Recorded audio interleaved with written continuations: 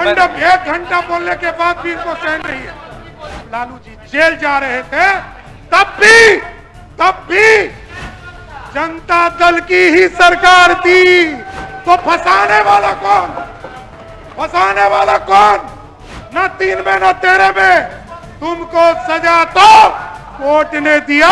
नमस्कार, मेरा नाम आलोक है। आप लाइव सीरीज देख रहे हैं। बिहार विधानमंडल का बजट सत्र चल रहा है। इस बजट सत्र के दौरान आज विनियोग विधेयक पर बोलते हुए एक तरफ जहाँ नेता विपक्ष तेजस्वी यादव ने खूब हुंकार भरी है, वहीं सम्राट चौधरी ने भी, तेजस्वी यादव ने तो खूब हुंकार भरी है, लेकिन उप मुख्यमंत्री सम्राट चौधरी ने भी खूब दहाड़ लगाई है। तेजस्वी यादव के सामने आरजेडी को, लालू प्रसाद यादव को जमकर खरी खोटी सुनाई है। ये कह सकें जमकर दहाड़ लगाते हुए आरजेडी को खूब सदन के भीतर ही धो दिया है और कई बातें रखी हैं। कहा है कि 2010 में जब पूरा आरजेडी का कुनबा साफ हो गया था, उस वक्त भी सम्राट चौधरी जीत कर आए थे, ये आपकी कृपा पर नहीं है।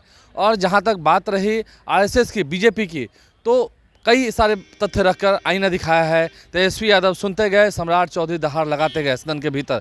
क्या कुछ सम्राट चौधरी कह रहे थे, आज आक्रामक तेवर थे सम्राट चौधरी के, वो देखने लायक है। पूरा वीडियो आप देखिए। तब भी किया था और आगे भी करूंगा, और जितना आप लड़िएगा, हमसे जितना लड़िएगा उतना हारिएगा, कंफर्म रहिए। अभी तो 8 गो उम्मीदवार दिए थे ना जी, कहा हल किया बिहार की जनता? 40 में 31 साफ कर दिया ना। जनता जानती है। अरे गलतफहमी में है बाबू। अरे जब पूरा परिवार हार गया तब जीत के आता हूं। गलतफहमी में आप हैं। अरे जब आपका पूरा परिवार हार गया तब भी जीत कर आया हूं। सुनिए, नहीं हो, ये पूरा जांच चल रहा है।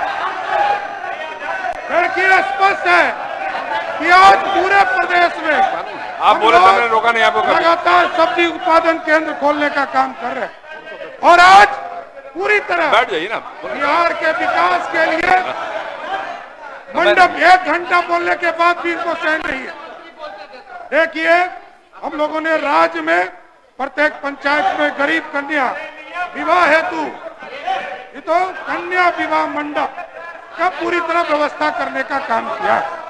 इसी तरह अध्यक्ष महोदय, वेंडिंग जोन, पूरी तरह वेंडिंग जोन में पूरी व्यवस्था खड़ा किया गया। सम्राट चौधरी जी ने हम पे आरोप लगाया कि हम 4 साल की उम्र में हम घोटाला कर रहे थे। आप बोले भाई, और रिकॉर्ड में बोलिए ना, सरकार के जवाब। 4 साल की उम्र से हम घोटाला कर रहे हैं। उम्र मेरा 36 साल हो गया। 32 साल तक आप लोग कार्रवाई क्यों नहीं की? बैठिए, माने और देखिए, ये लोग सिर्फ विक्टिम कार्ड खेलते हैं। अध्यक्ष महोदय, लालू जी का परिवार सिर्फ विक्टिम कार्ड खेलता है। अब देखिए, इनका भी अनोखा खेल है। 1996 चलिए, 1996 में किसकी सरकार थी? देवगौड़ा जी देश के प्रधानमंत्री थे और पहली बार चार्जशीट हुआ लालू प्रसाद जी के। 1996 में चार्जशीट हुआ, जनता दल की सरकार थी। और 1997 में जब जनता दल और राष्ट्रीय जनता दल यूनाइटेड अलग हुआ, तब भी देश में जब लालू जी जेल जा रहे थे तब भी जनता दल की ही सरकार थी।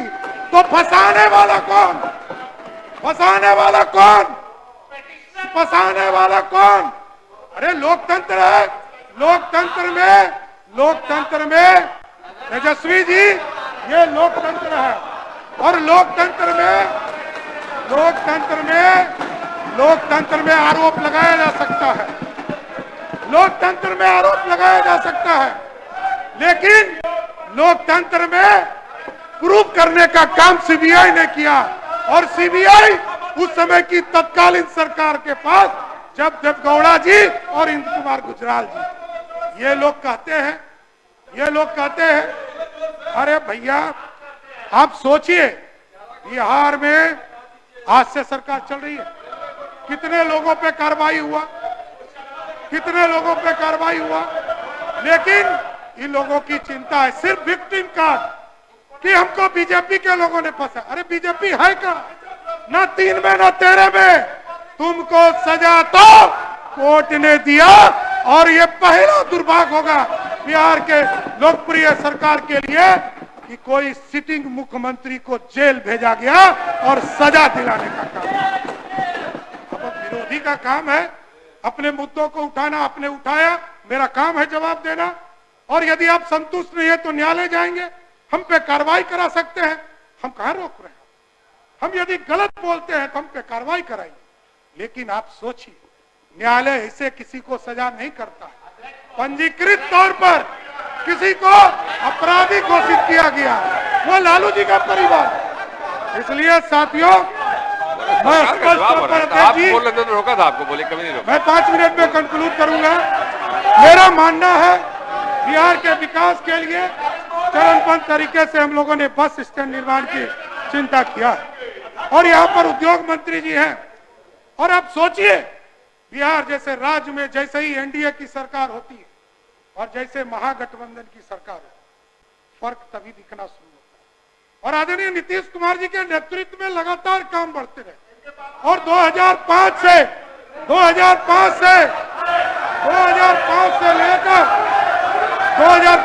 लेकर 2020 तक लगातार नीतीश कुमार के नेतृत्व में काम चल रहा है।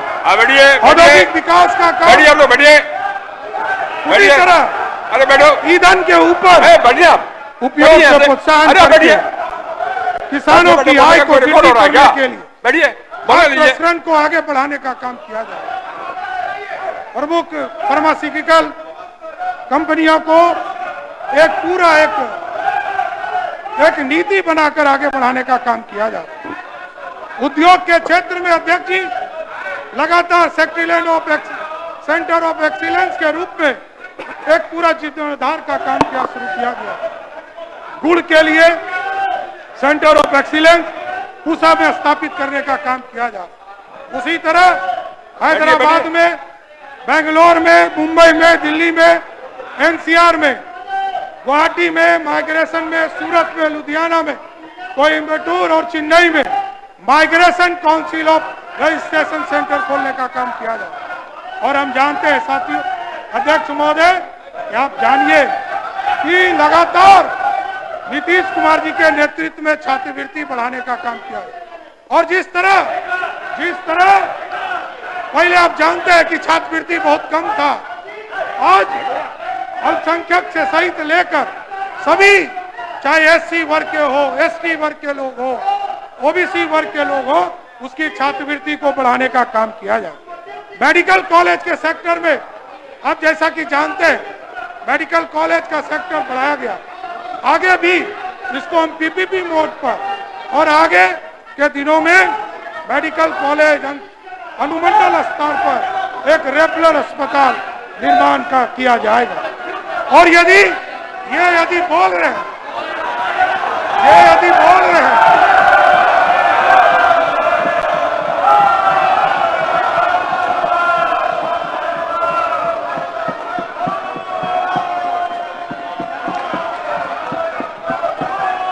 मैंने तो पहले ही कहा था अध्यक्ष जी,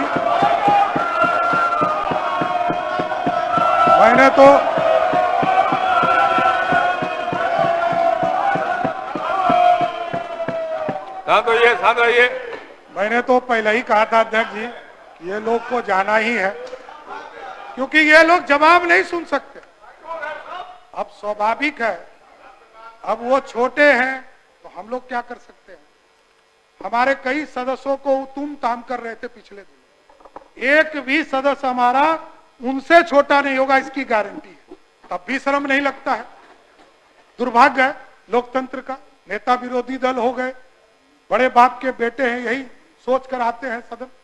लेकिन आज मैं यही बताना चाहता हूं कि अध्यक्ष जी, निजी क्षेत्र को भी माननीय मुख्यमंत्री जी की सहमति हुई।